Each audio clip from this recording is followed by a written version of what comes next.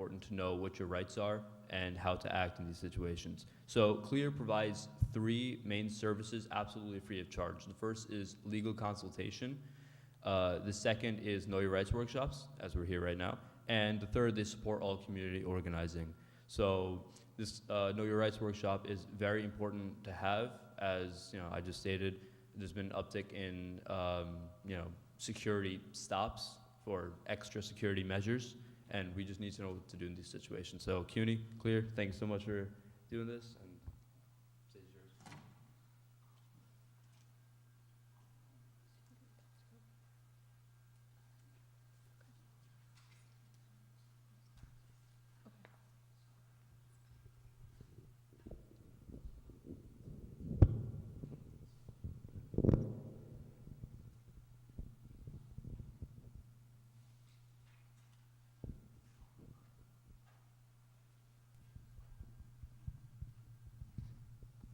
Assalamu alaikum. My name is Sasha Jenkins, and I'm here with Lena Grama and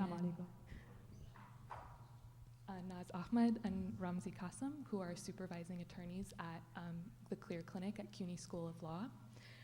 We want to thank the Shah-E-Najaf community for having us here today.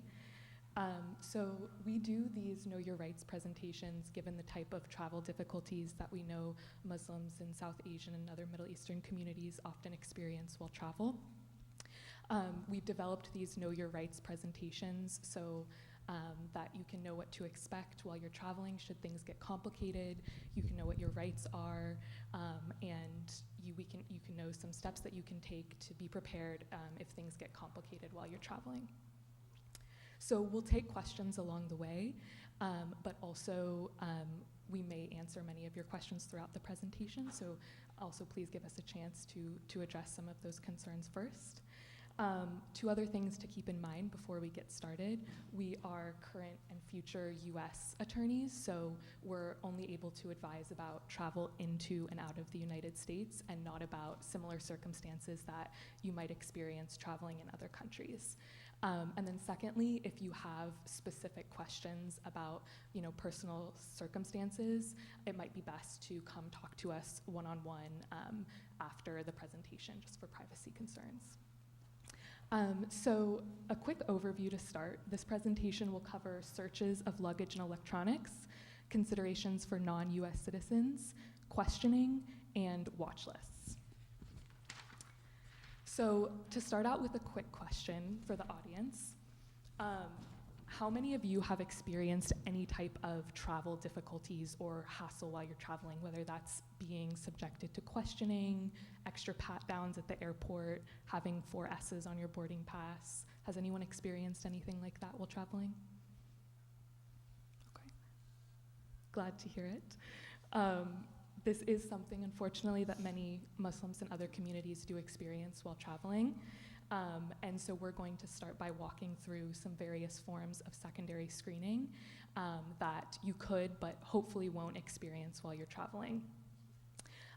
So a quick note on our language. We're going to be using secondary screening throughout the presentation, and what we mean by this is any type of searches, either of you or of your belongings, or questioning that you experience while traveling that's kind of like above and beyond or more than what others around you are experiencing. And then last thing before we dive in is that we want to acknowledge that traveling internationally presents different concerns for US citizens than it does for people without citizenship, and we're going to address that a little bit later in the presentation. But we recommend if you have specific concerns about traveling, especially as a non-US citizen, that you come talk to us. So as you may know, you may be subject to a search of your person and your belongings at the airport. And keep in mind that searches can happen anywhere in the airport. They usually happen at the security checkpoint, at the boarding gate, and in secondary screening when returning from international flights.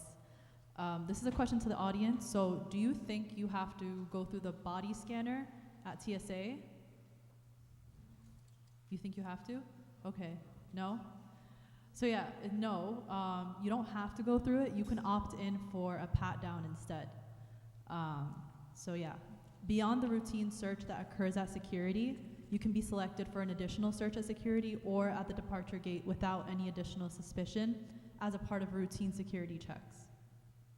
However, agents are not supposed to do additional searches based solely on race, national origin, or religion. If you are selected for a search, remember to stay calm. And then next we'll discuss searches of your belongings.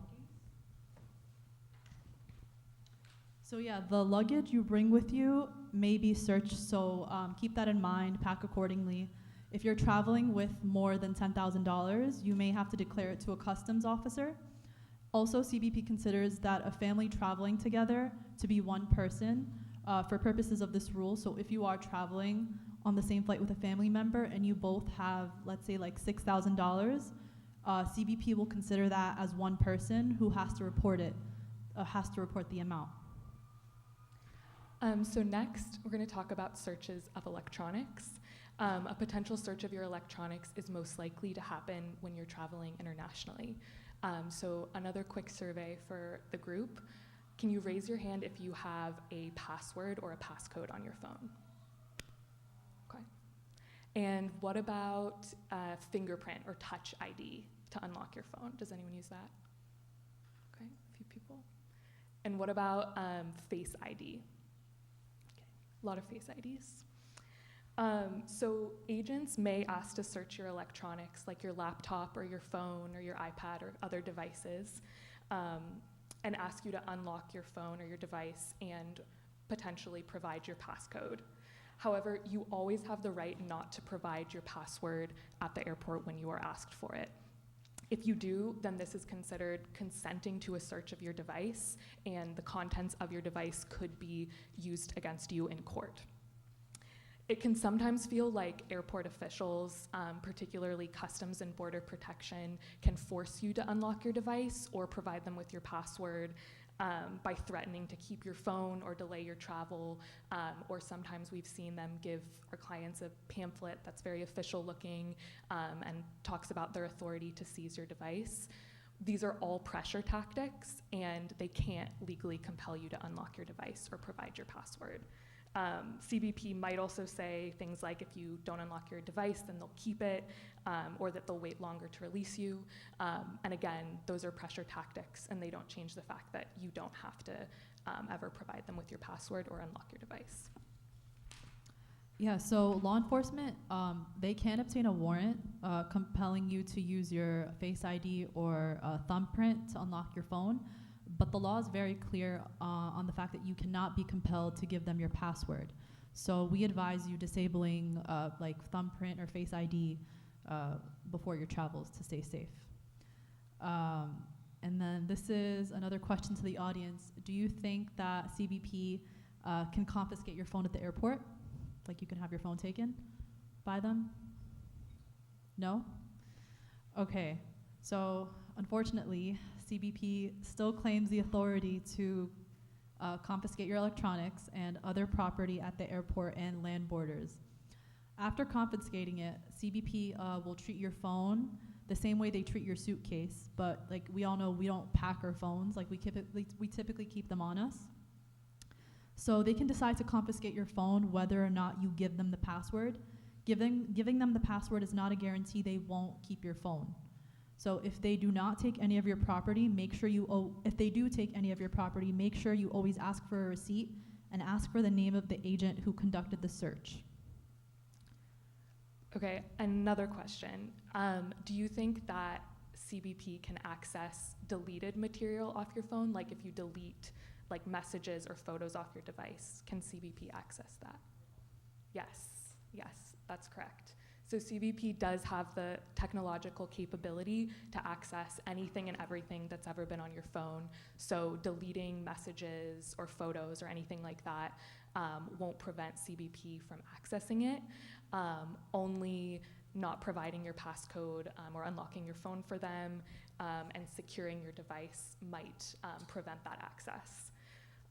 And another thing that's important to know is that CBP does currently have access to technology that allows them to break into locked phones. it's much more difficult for them to break into your phone if you have a long and complex password. So the longer, more complex your password is, the harder it will be for them to break into your device. So given all that, I'm now going to talk about some best practices for protecting your information while you travel.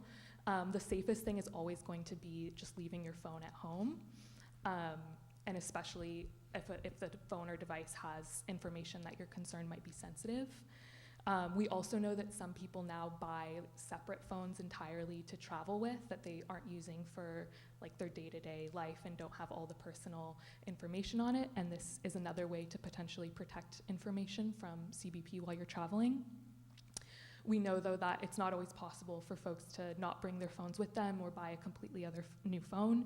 So what we recommend if you are traveling with your phone is to first power your phone off when you're going through the border.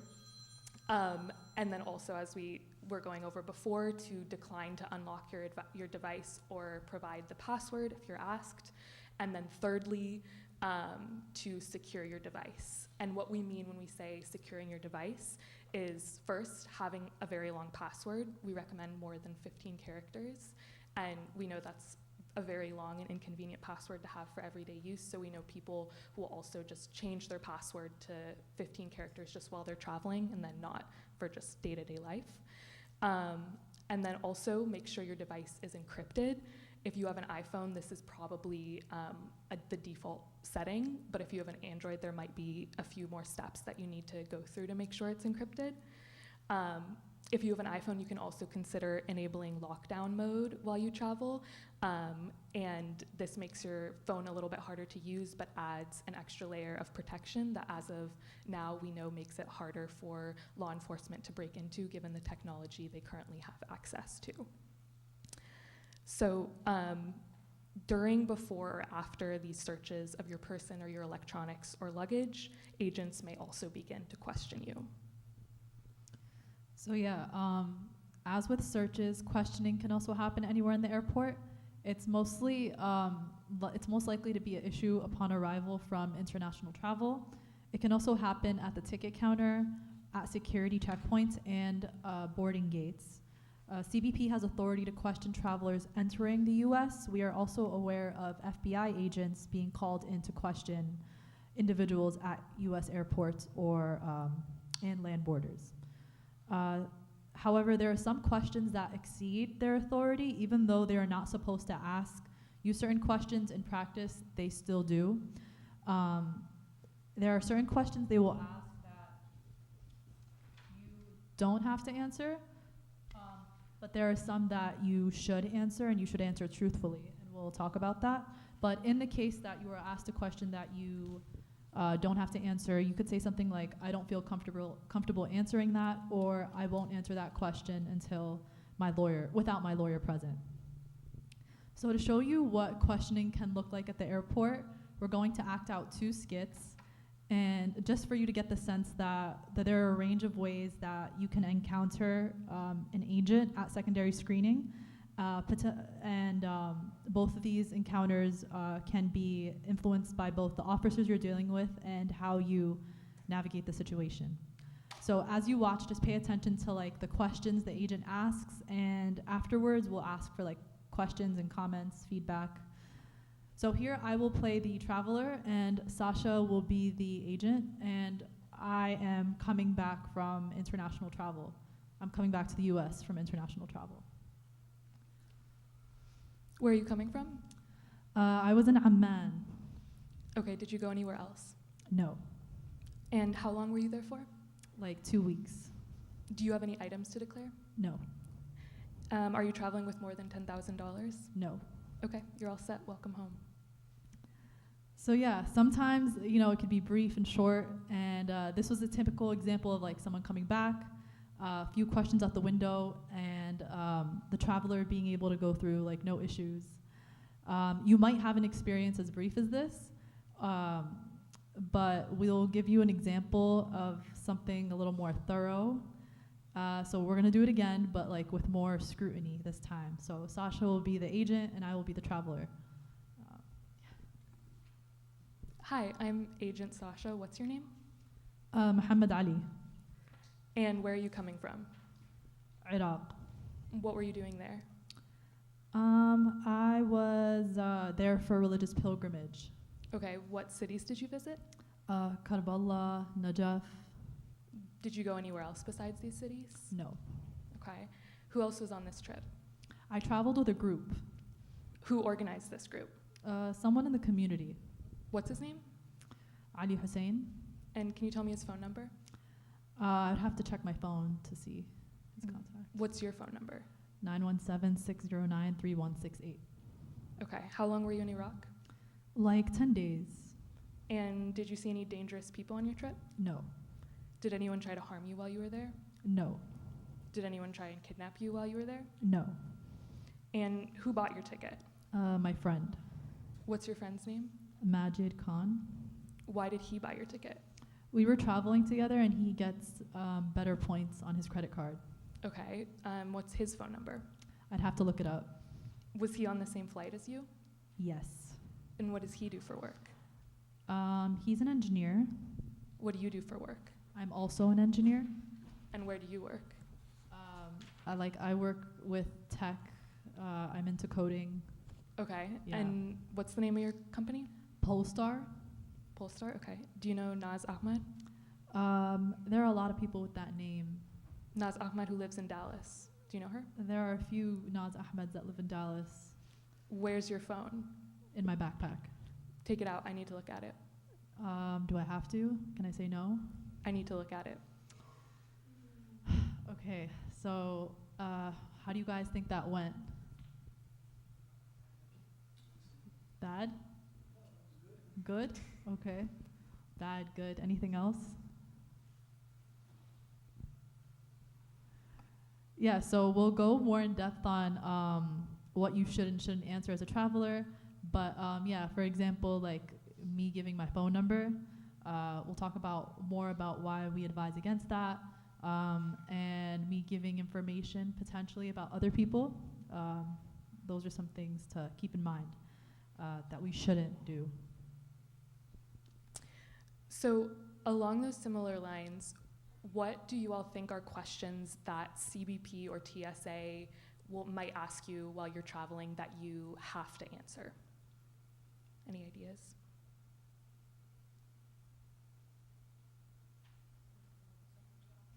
The purpose of your travel? Yeah, exactly. Yes. Anything else? Duration. The duration of your travel? Yeah. And site specific. Basic trip information? Yeah, that's something we're going to talk about when we get into the permissible questions. Yeah. Your job and where you work? Yes. Yeah. Yeah, so a lot of the things that you've brought up are things that fall under permissible questions. Sorry, did I miss someone? Okay, sorry. That fall under questions that you should answer when you're asked by CBP or TSA while you're traveling. And we're going to kind of divide these questions into 3 different buckets, so to kind of help you remember these types of questions. And it's also important to remember that even when you're answering these permissible questions, as we're calling them, that you shouldn't provide information unnecessarily. So it's best to provide the minimum information and nothing more. So the first bucket of permissible questions are identity questions. So this includes questions like what's your name, your date of birth, your immigration status, your occupation, your address in the United States, when did you get your green card, and what was your status before you received your green card. We do advise, like Lena was saying, not providing your phone number or email address because CBP will take this information and run them against information that they've collected about other people. So the second bucket of questions you should answer truthfully, as the sister mentioned, is basic information about your trip. So like where'd you go? How long were you there, like the duration, and then you can give precise dates, the purposes of your travel, who did you visit, don't give names, but you can like generally say like family, friends, where did you stay, especially if you were staying with family or friends, we advise not giving their addresses. You could say something like, I'm happy to answer those questions about myself, but not other people.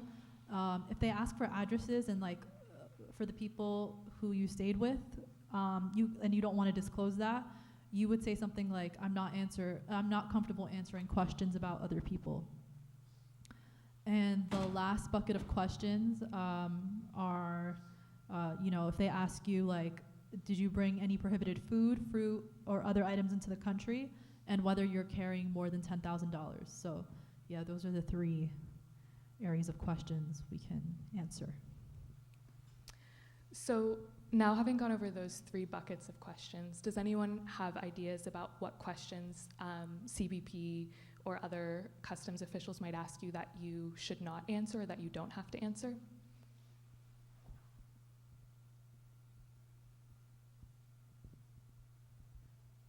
Any thoughts? Yeah. Questions about political issues? Yeah, exactly. Yeah, about political beliefs or anything related to your political opinions. Mm-hmm. Religion? Yes. Yeah, exactly. Yeah, like what mosque you go to, what religion you're part of, anything like that. So we know that CBP still often does things and asks questions that they're not supposed to. So you may get asked questions in any of these other categories, or really anything outside of the permissible questions that we just went over. But if you are asked, you do not have to answer, and we advise that you should not provide that information. Yeah, so as mentioned, they might try to ask you questions about your political opinion or political organizations that you're affiliated with, or they might try to ask you about current events. So what do you think about what's happening in Gaza, or what do you think of Hamas? So things like that. Definitely don't answer those questions. So you could say something like, I'm not going to answer those questions, or I'm happy to keep the scope of questioning to my trip. But I'm not comfortable answering questions outside of that. And then religion is another one, as the sister mentioned. So they might try to ask you questions about your religious affiliation. So whether you attend a masjid, who are some lecturers you listen to, are you Sunni, are you Shia? And then you would just do the same thing and say I'm not going to answer any questions about my religious background or affiliation. They might also try to ask you questions about whether you know a particular person, for the name or for the names of specific family members or friends. And then again, you would say politely, I'm not going to answer those questions. But the bottom line is to let them know that you'll only answer additional questions with your attorney present. And we even advise that people not, as Sasha mentioned, give their phone numbers or email addresses, because CBP is collecting vast troves of information at the border, and they might run your phone number and email against that information they already collected and start asking you questions about people or things that you may know very little about. So we're going to do another role play, but this time with an audience member. Do we have any volunteers who want to be a traveler in this role play? Anyone? You? Okay, awesome. Okay, we'll do it with you. Do you want to sit? Do you want to stand? What do you prefer? Okay. What's your name? Malik. Okay, thank you. Okay, what's your name? Malik. Okay, and where are you from? New York. Okay, where are you really from? Pakistan. Okay, and where are you coming from? Where are you traveling from? Yeah, in the airport. From Iraq. Okay, and what were you doing in Iraq? Pilgrimage. Okay. What cities did you visit? Najaf, Karbala. Okay, that's a lot of cities. Who did you stay with? Hotel. Did you have anybody with you? Me and my spouse. You and your spouse. What's your spouse's full name? My spouse. Okay, and what's her her number, her email address. Do you have that information? Why should I give her email address?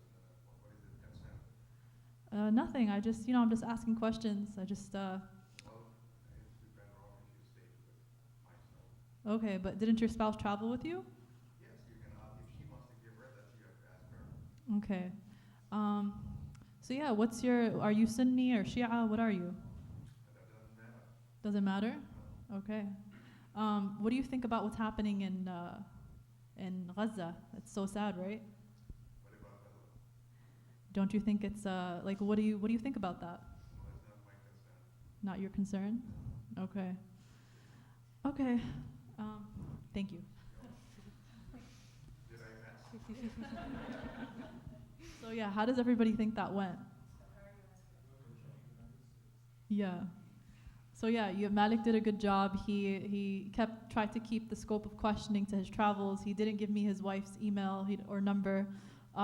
He didn't answer my question about Gaza. So yeah, oftentimes CBP officers will ask questions that you don't have to answer and just redirect that questioning back to your travels. Don't answer.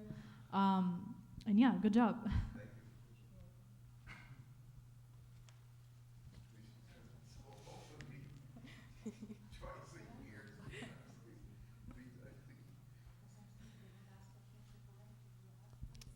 Okay, so moving on to considerations for non-US citizens, one thing to keep in mind is how the consequences for handling those types of questions that we just saw examples of depends on your immigration status and your immigration privilege. So if you're a US citizen, you have the constitutional right to enter the country, so there's not much that they can do if you refuse to answer questions besides hold you longer, maybe threaten to keep your devices. However, if you are a visa holder, then they could potentially deny you entry. So we recognize that your ability and comfort level in handling these questions and also the searches of yourself and your belongings depends on your immigration status. So for visa holders, CBP can factor in whether you answer certain questions, whether you unlock your device, and whether you answer questions about things that are on your device in their decision about whether to admit you. They can't technically put down the fact that you refuse to unlock your device as the reason for denying entry, but they do have a lot of discretion at the border. Their decisions aren't really reviewed, so they could claim that someone doesn't have a valid visa and they don't really have to justify that decision to anyone.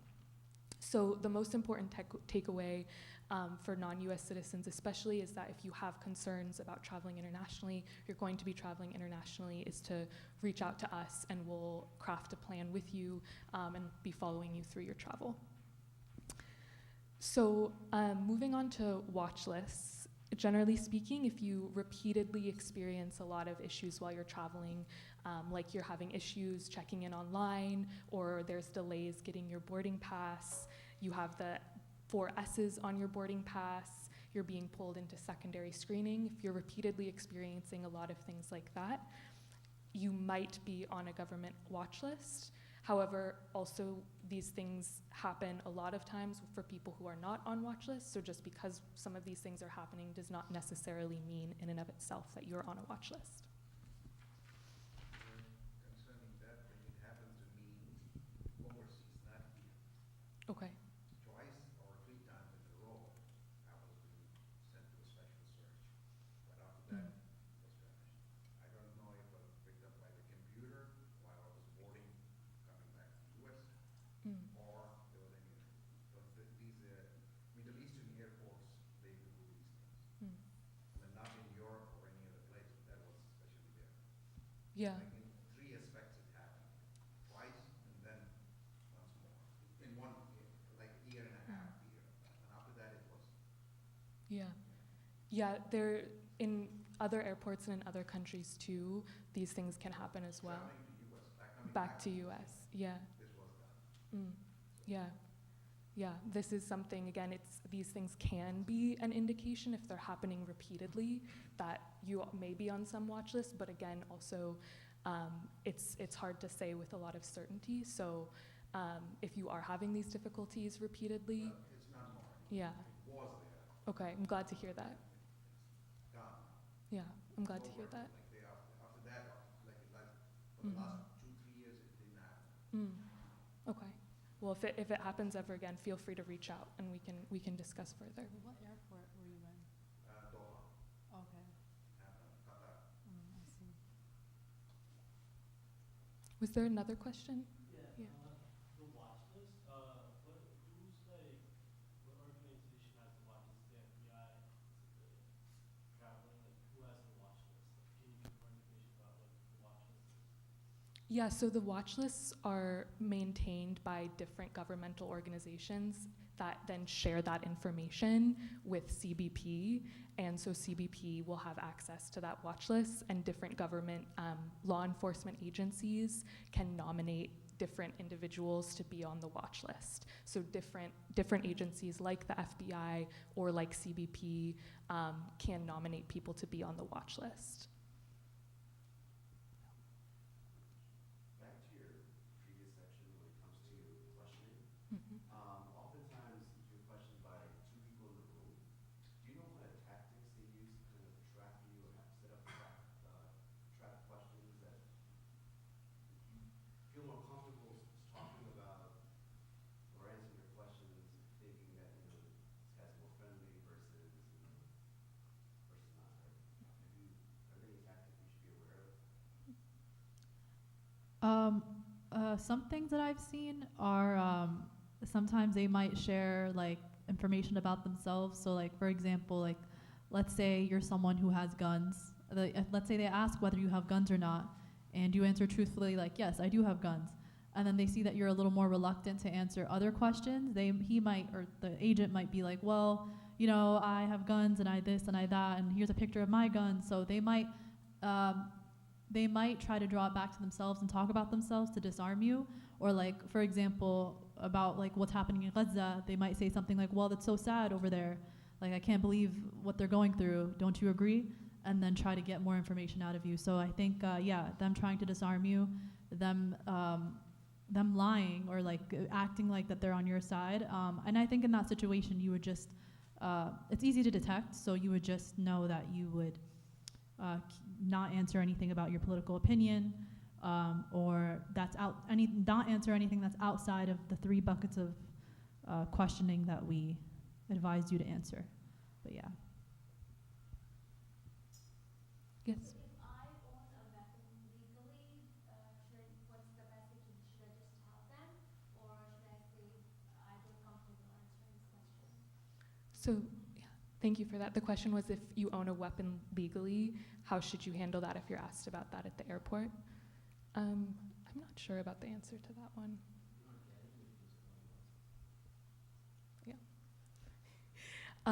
Yeah, so that would be a question that would be outside of kind of the basic identity and trip questions. So that could be a question you could say, I don't feel comfortable answering that, or I won't be answering that question without a lawyer present, or something like that.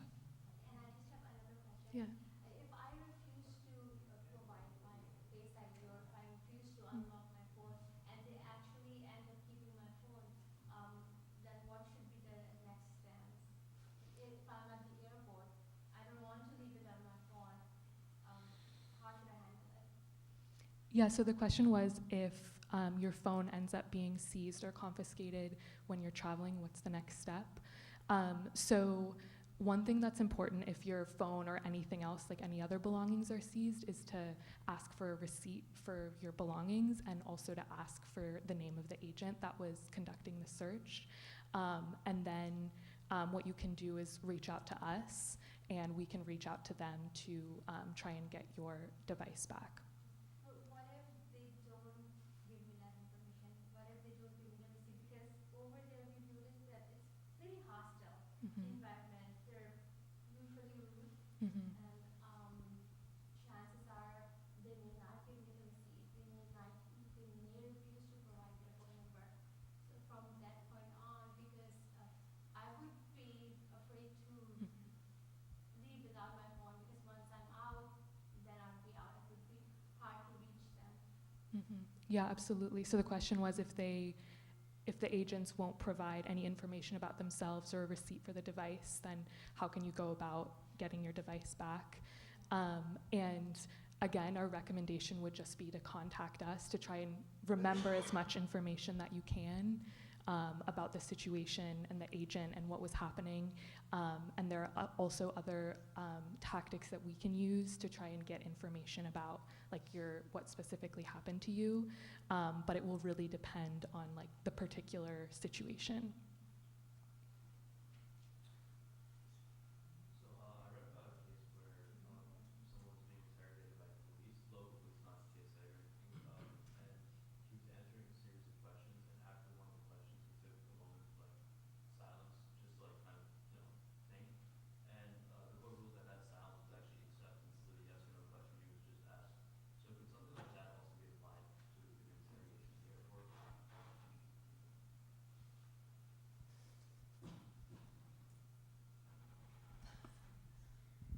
I'll repeat the question. So if I understand it correctly, somebody was being interrogated by the police, and during that time, instead of affirmatively answering the police officer's questions, was silent, and the court interpreted that silence as acceptance of.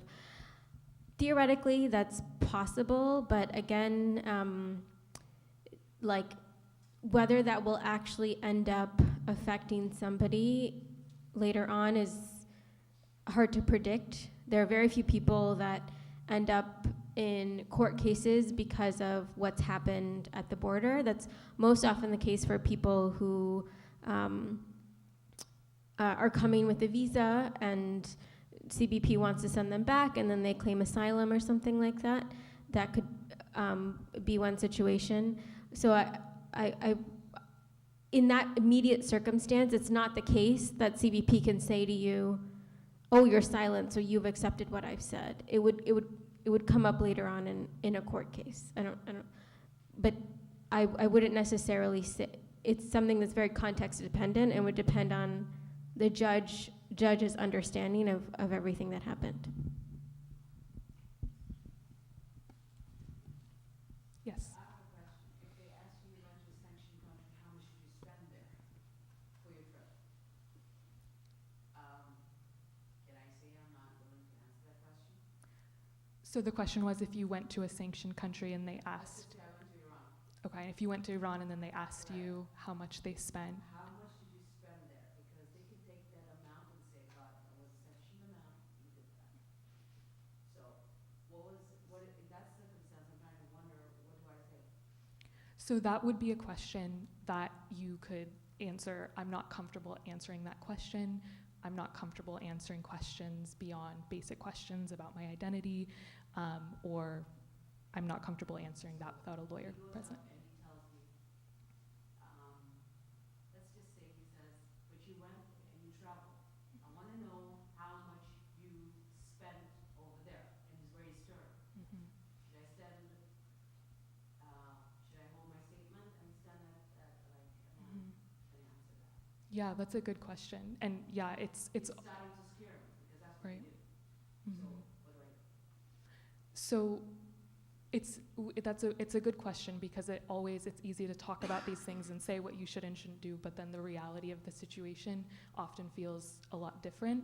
So that would be a question we would advise you if you feel comfortable saying, I'm not comfortable answering that, and kind of coming back and repeating like a broken record, I'm not comfortable answering that question. That's something you could do. However, it completely depends on the particular situation, on your comfort level, and on things like immigration status, as we were going over. So it's hard to answer with certainty, but it is a question we'd advise not answering. Yeah. Sorry, just trying to think things over. And what if I say that I'll answer that question if because of a lawyer, and I don't have a lawyer, so I'm depending to call you, for instance. How about what's your availability? I don't even know. How do we go about that? Do I have to engage you legally? So if you could explain us that, because it would be very nice to know that I do have a lawyer. Yes. Not that I'm just saying it. Absolutely. I don't. And because I'm just thinking that in my head that I really don't, but I just want to say, hey, can I ask that question in front of a lawyer and there's no plan, really. Mhm.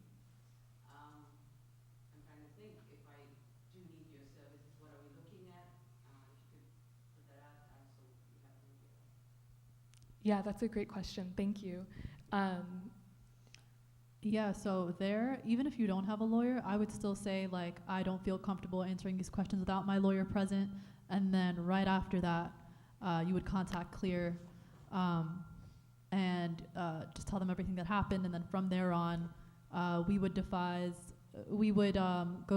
a trip complaint on your behalf, which is basically like kind of talking about what you've been through, the trouble you had traveling. And then through that, hopefully, alleviate some of that trouble, like having that. It's a long process, but yeah, filing that trip complaint, and then next time you travel, having a travel letter, giving you a travel letter, and then if you are pulled into secondary screening, giving them that travel letter that basically says you are legally represented.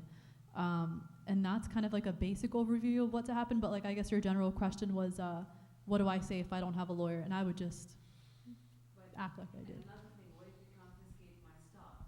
Mhm. And they're, literally after, when they get aggressive, they're really aggressive. Yeah, they can be very aggressive. They're gonna take my stuff, and just gonna make me sit there. And being a woman, maybe I get Mhm. intimidated by the men. Yeah, Not that they. it should, but at that point, out of trouble, anything can happen. You're like, oh my God, I don't even have a lawyer. This is if you call your lawyer. Okay, I don't even have an. Yeah, so one thing I want to say is that actually, so just so you're all prepared, is that they take the position that you cannot access a lawyer while you are in that space. So even if you said, I want to call a lawyer, here's my lawyer's number, they will tell you you're not entitled to a lawyer in this space. So you can, our information is up here as well. We have some flyers. You can connect with us beforehand. But just know that when you're in that space, the most important thing you can do, and especially something to remember if you happen to be a U.S. citizen, is that the worst they can do is delay your travel and keep you there, because you have a constitutional right to enter the United States. So we don't want people to get caught up on thinking like, oh, my lawyer needs to be there, or my lawyer needs to be on the phone, or my lawyer needs to be on call. Like if we connect with you before you travel, we will be like tracking you basically. Like we will want to hear from you once you've got out of customs. But you just, and I understand it's very difficult, but to go back to the thing repeating over and over again, well, I'm sorry, I'm just not going to answer that. So ask another question, please. I don't know if that answers your question, but I just want to make sure everybody's on the same page. Yeah, you have to, and I know that they can be very aggressive, but they, all of it is tactics. All of it is a way for them to find pressure, to put pressure on you. Oh, also, I think maybe it was you who asked this. I just want to emphasize one thing. In the years that we've done this, I don't think we've come across a single person who had their devices taken and wasn't given a receipt. So I want you to feel confident that if they are going to take your devices, you're going to leave with a receipt. The only thing I would add is they will tell you, well, look, if you give us your password, it'll be quick, we'll give you your device back, and you can go home. But, we've seen in dozens of cases scenarios where people didn't know what to do. They hadn't been to a training like this. They gave up their passwords, and they still didn't get their devices back. And so whatever they tell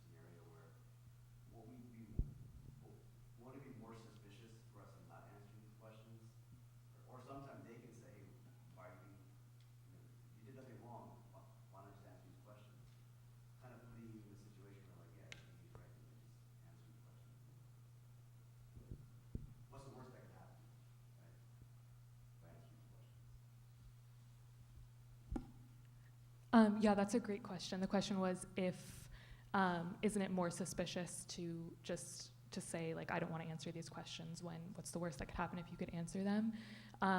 And yeah, that's a really common feeling and it makes sense too. But what's hard is that we don't know with certainty how, with any level of certainty really, how they're going to use the information that you provide. So even if you have the feeling of, you know, like, I have nothing to hide, like, why wouldn't I answer these questions? You know, we don't know how that information is going to be used, which is why our advice is to provide the least amount of information possible. And that is always going to be the most protective thing that you can do for yourself in those scenarios, regardless of what they're thinking about level of suspicion about not answering those questions. After all this admin situation, what's the worst they could do? Can they detain you even, or what exactly are the next steps? What can they do to you? Like, let's say if you're not answering any questions, if the opposite person is very adamant on getting the information, you're not giving it, what they can do? They can detain you, or like, what's the legal aspect? So the question was, what's the worst that can happen if you don't answer the questions? Can they detain you? Like Naz said, the worst that can happen is that they delay your travels if you're overseas, because you do have I'm talking about over here. when you're over here. Well, so if you're a US citizen, just to reiterate that, they have to let you enter the country. And yeah, they can't hold you for more than 24 hours without bringing charges against you. So they will let you go eventually. If you're not a US citizen, you could potentially be denied entry to the country if you're, you know, not answering their questions or not submitting to the search. But if you are a US citizen, they will have to let you enter the country eventually. And if you're not, then they can detain, right? They can deny you entry. They can hold you for longer periods of time. I'm not sure, like, in our experience, what we normally see. Maybe Naz can speak to that. Yeah, it really depends on what your immigration status is. So let's say you're a green card holder, it is unlikely that you would be detained upon re-entry, even if they have issues with, they want to question you a lot, unless they can say that there's a reason that would put you more in the legal position of somebody entering with a visa than the position of somebody entering with a green card. If you're coming with like a student visa or another kind of not what's called a non-immigrant visa, then yes, they can either like send you back, like cancel your visa, and so then sometimes people who come here, it's rare, but sometimes people who come here with visas are in the situation where they can claim asylum, and that would put them into detention while they claim asylum. But it's actually unlikely that somebody who's coming here as a non-citizen would be detained solely because they refuse to answer questions. Usually what ends up happening, especially if they, like I said, are on a tourist visa, student visa, or something like that, they just get sent back.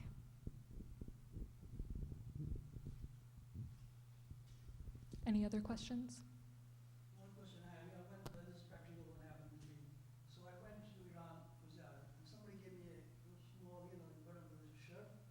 So I put this on, and there's a picture of Ayatollah Khamenei, So it just said what is this? I said, it's a picture of Ayatollah Khamenei. He said, oh, who's this? And then he said, oh, I know, this is the worst enemy of the United States. And you're wearing it here? I said, because you have any, but I look like he's the biggest saint in the world. And this is spring from him. Then he said,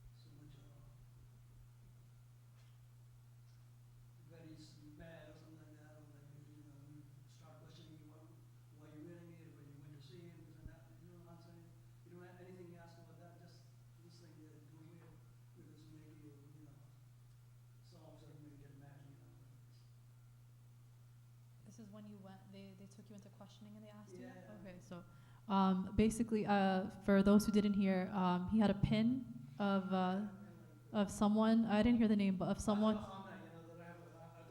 Yeah. Yeah, so I guess this man the agent said that this man was an enemy of the U.S. Why are you wearing this? Take that off. And your question was? I said he is a saint for me, He's a saint for him. misunderstanding if you guys are. Yeah. So yeah, I think that would fall into not, yeah, probably just ignoring him and not engaging with that. And yeah, but your thing was like, should you have said that? You're asking, should you have said he's a saint? Or like answered more questions about him? Is that what you're? No, I said he doesn't ask any question. The only thing he said to me, do not wear this because this will make somebody. Make you a target for like other questioning. Okay, yeah.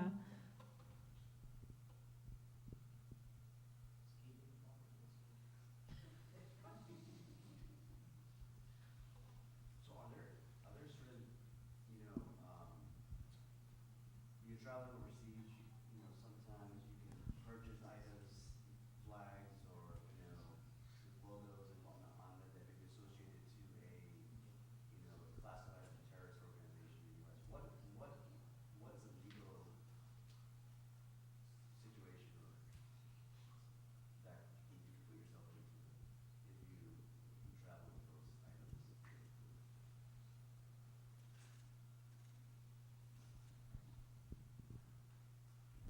So if I understand the question correctly, there are items that might have the logos or symbols of organizations that have been designated as terrorist organizations by the United States, and what are the implications for traveling with those? Well, I would say the major one that we have seen pop up is that if they see that material in your luggage, it is very likely that you will continue to experience trouble while you're traveling. So, we're talking here about watch lists, but there are a lot of other things that happen, or rules or other processes that Customs and TSA implement that mean that they apply extra scrutiny to travelers, and that is something that would likely land you in further scrutiny for the next few times that you travel, whether that's international and or domestic. On another side, it might mean that also that you might get flagged to a different law enforcement agency for other types of surveillance, for possible investigation. I wouldn't say that having the material itself is something that would create what we would call a criminal liability for you, unless the government determined that you purchased this from a representative of that organization and you gave that organization money, because that is a separate thing, which hopefully you all are aware of, but is its own crime to provide what's called material support to a terrorist organization. But just many of you have probably seen that people have shown up to protests in the last year wearing Hezbollah stoles, wearing Hamas headbands, and technically that is legal, right? It's legal because it's under the First Amendment, it's technically legal, but it is something that will very likely expose you to further investigation and surveillance. And so you just want to be think carefully about traveling with something like that, especially if you anticipate, if you know that, yes, the last 5 times I have come back from international travel, they have gone thoroughly through everything in my suitcases. I can anticipate they will go through everything in my suitcases. Maybe I don't want this in my bag this time around. Obviously, it's up to you what you travel with. Yes. There is this new thing which for the last few years, that you have a special pass, that you get a special line, that you go through the investigations and all that while going and while coming back. What is that? Are you talking about global entry or? Global entry. There's another that you have a special card. You have to go through like a license. Okay. Like a driver's license, something like that you can travel when you're traveling and when you're coming back. Global entry is things that you just answer the questions online. That I have that. I'm just saying there's another thing that also makes the not going through the investigation or search when you're leaving. You can just go through it. Pre-check? Pre-check. Oh, sorry. TSA pre-check. Okay. So these are, government programs that are managed by government agencies. If any of you've applied for them, you have to give your fingerprints, you have to answer some questions. One important thing to keep in mind is that these are discretionary. And so we have often been in the position of representing individuals who get approved for them, and then without explanation, their access gets revoked. So their pre-check gets revoked, their global entry gets revoked. So yes, it can make your travel faster. It does require you to provide more information to the government. Again, that's up to you whether you want to do that. But just keep in mind that if you've renewed your global entry and you paid the fee, they're not going to give you the fee back if they revoke it at any moment. It's really dependent upon your personal circumstances, I would say. The consequences of the revocation or the consequences of yeah, so if you're denied or it gets revoked, it just means that you're not going to be able to get the benefit of whatever. Yeah, the privileges of whatever, sometimes the TSA pre-check line is as long as the regular line these days. I don't know how global entry works, but it's really, the consequences aren't anything other than you don't get the privileges. Yes?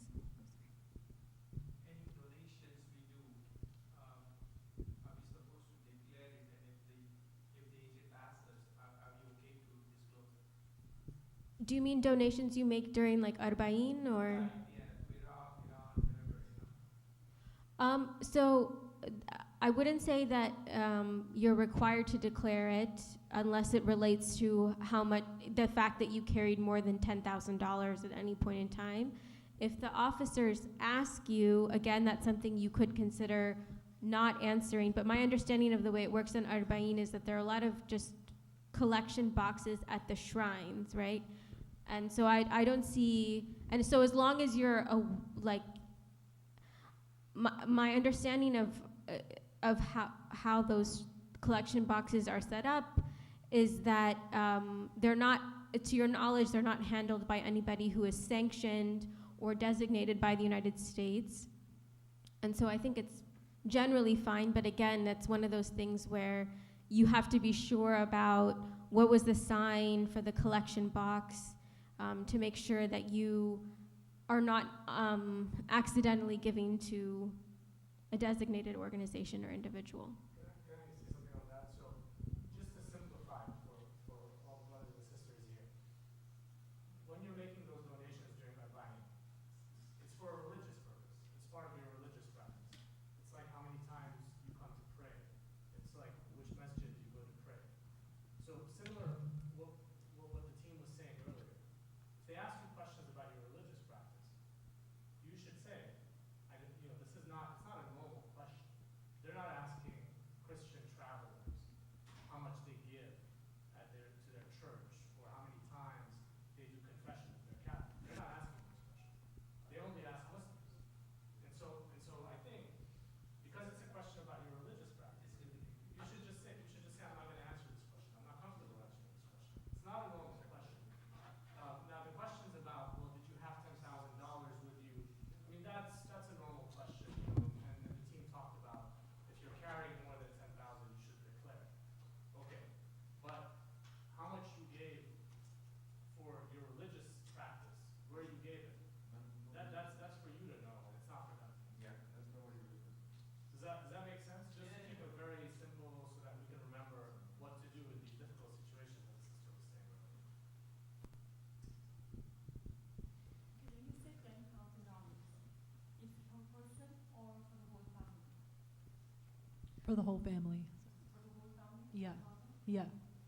Like individual is the same, per family is the same? Yes. So if we are family of 5, we can only travel with 10,000 and that's it? Yes. Sorry.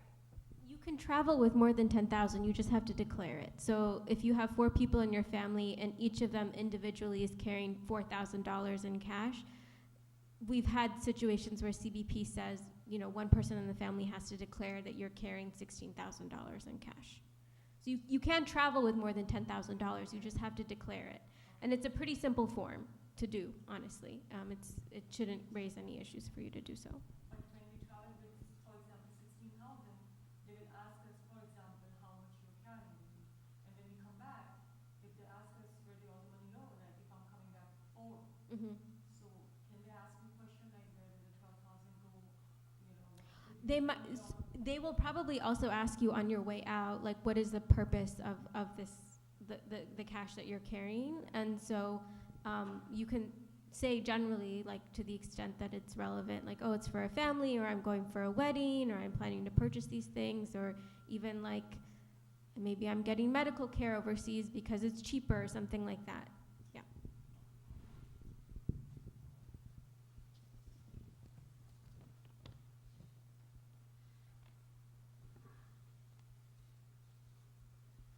There's a question in certain airports, they have US immigration over there. They do the immigration there, and then when you come back here, there's no immigration. So in that case, if you are being stopped, what you're supposed to show? Yeah, so that's a great question. So the question was about certain airports where they do customs, US customs happens overseas instead of back in the US. And that's actually something that we're going to get to in just a few slides. So we'll touch on that in just a moment. Thank you for that.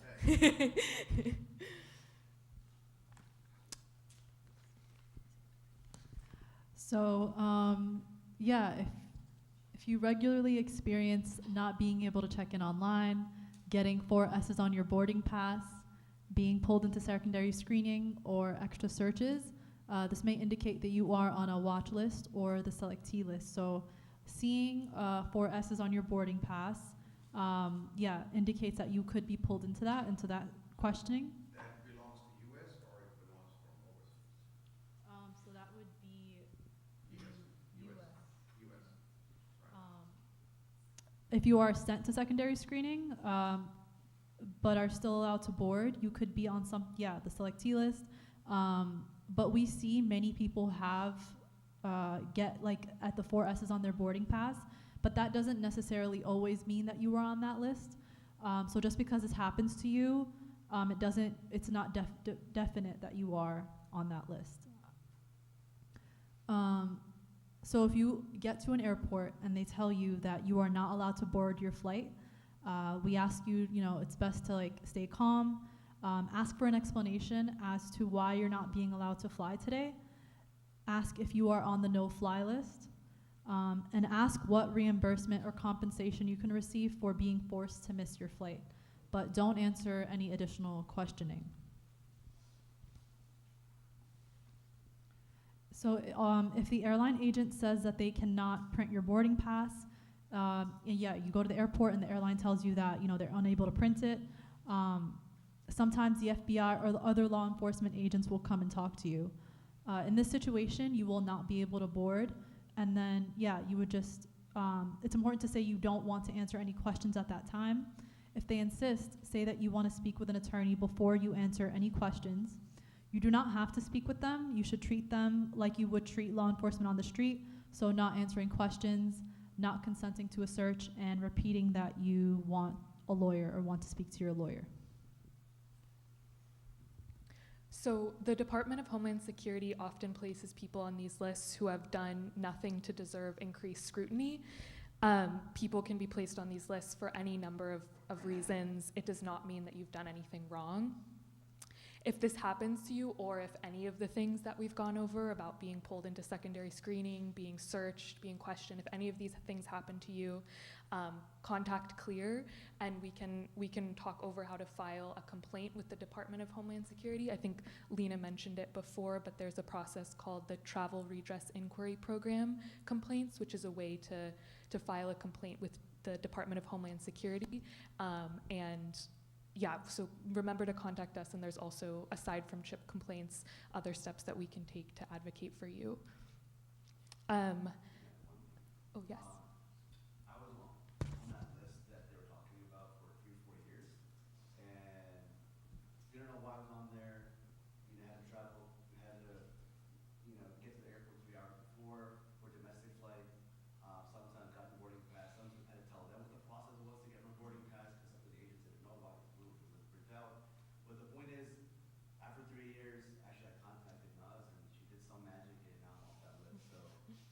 guys are getting quad, you know, 4Ss, it's really easy. Just contact them and they'll take care of the rest. Just one more question. Supposedly, I'm traveling more than 10,000 and I didn't declare it. Can they take that amount? So the question was, if you travel with more than 10,000, you didn't declare it, can they take it from you?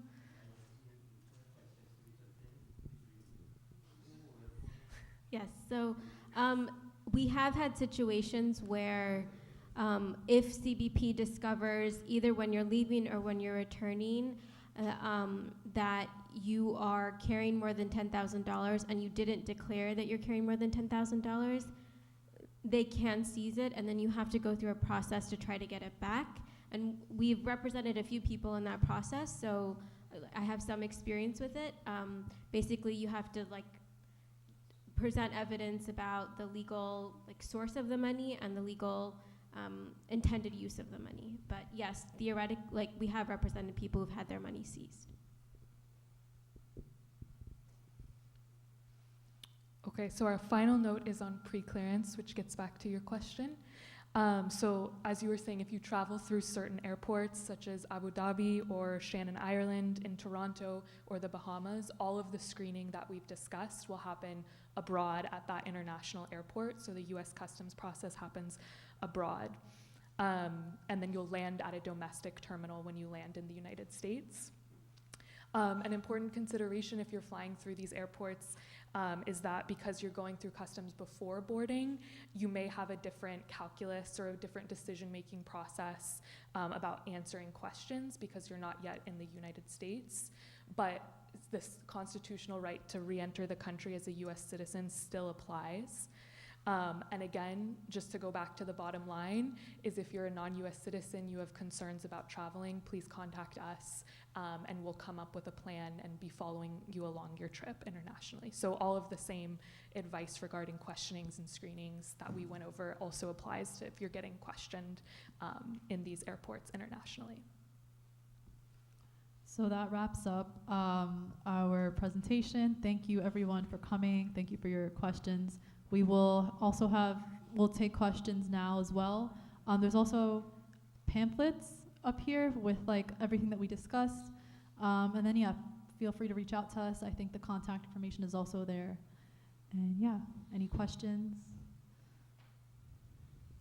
So when you're serving, suppose somebody got stuck at the airport and needs your services. So the contact is by the telephone, or it has to be somebody has to get to your office, or how it works? I believe it's email and phone, right? So email and phone, and then you would just describe what happened. And it's like an intake process, I believe. Well, traveling out is sometimes flights are late in the night. While coming back is in daytime, that's like working. So what happens in the airport, it's a weekend or a holiday or something. So if I suppose I'm being held and I tell that I'm not going to answer your questions without my attorney. So in that situation, they say, okay, let's get your attorney in. So how do things will work? So like Naz was saying, the position of Customs and Border Protection at the airport is that they won't let you contact an attorney if you're already being questioned. Like if you're already pulled into secondary screening or if you're being held, they're not gonna want you to call your attorney. They're not gonna let you call your attorney.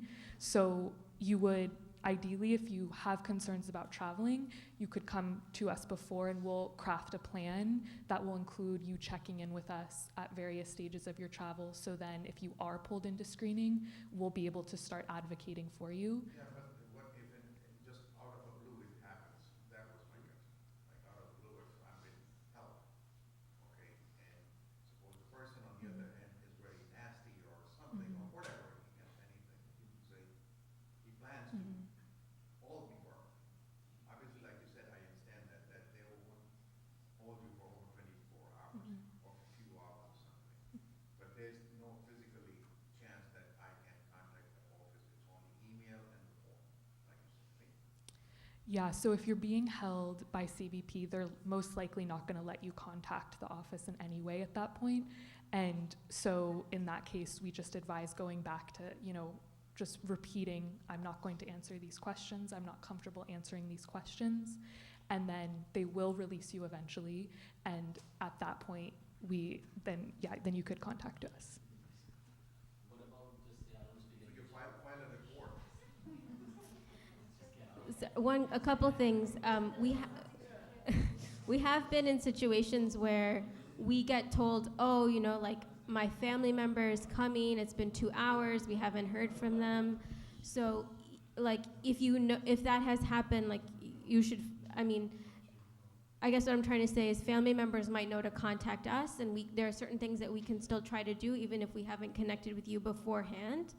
But I'll just emphasize again, they're not going to let you they will not give you access to an attorney while you're in there, so I wouldn't be concerned about saying that, but I would ask repeatedly to be allowed to make a phone call, and that should be to somebody whose phone number that you remember.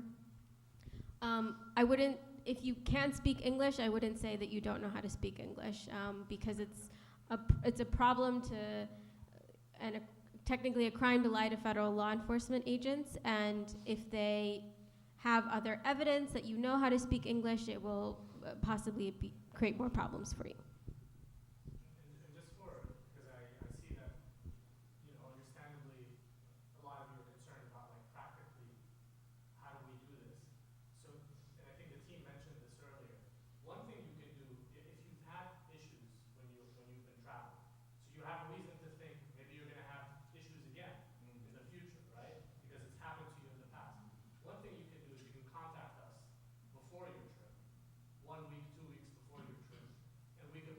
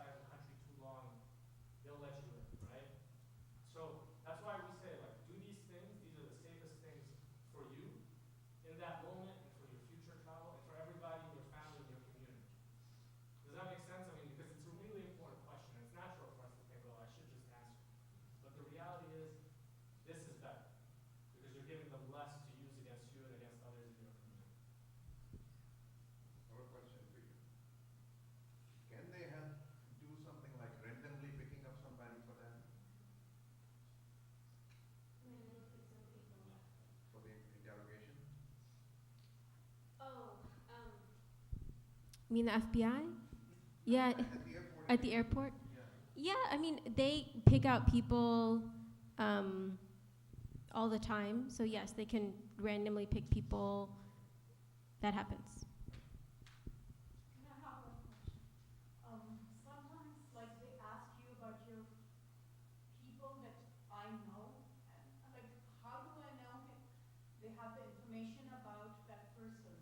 Like, like someone from our family who is involved with, maybe with the center or anyone, or am I supposed to give them the information about him or her? So we advise everybody that they don't have to answer questions about other people, even if it's a relative, even if it's somebody that you know very well.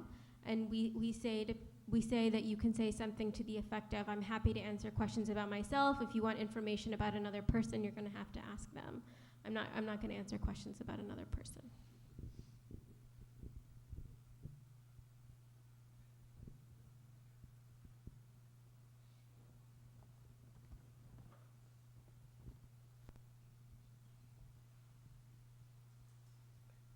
If they ask, if they say, can I see your passport?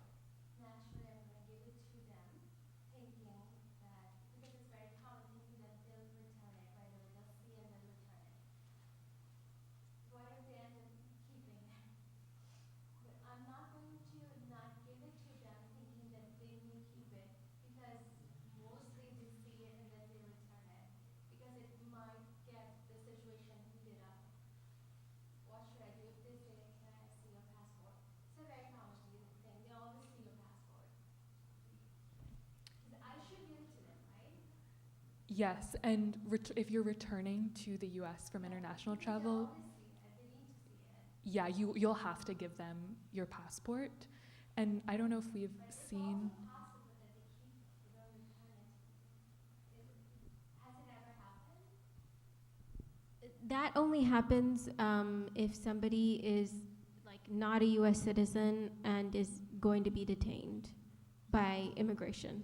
I haven't seen that happen to a U.S. citizen unless there are limited circumstances in which like somebody gets a temporary passport, but those are if you have like a regular 10-year passport, I would say you have no worries about not getting your passport back.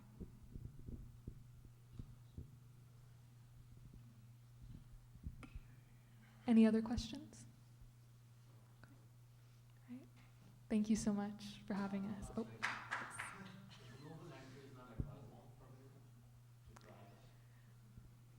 I think what our advice is just it depends on what you prefer and on your situation, but it's not something that we advise against per se. Yes, it's just important to note that you are providing information to the government. Mm-hmm. Yeah. Thank you. Thank you. Nice job. Good job. Thank you.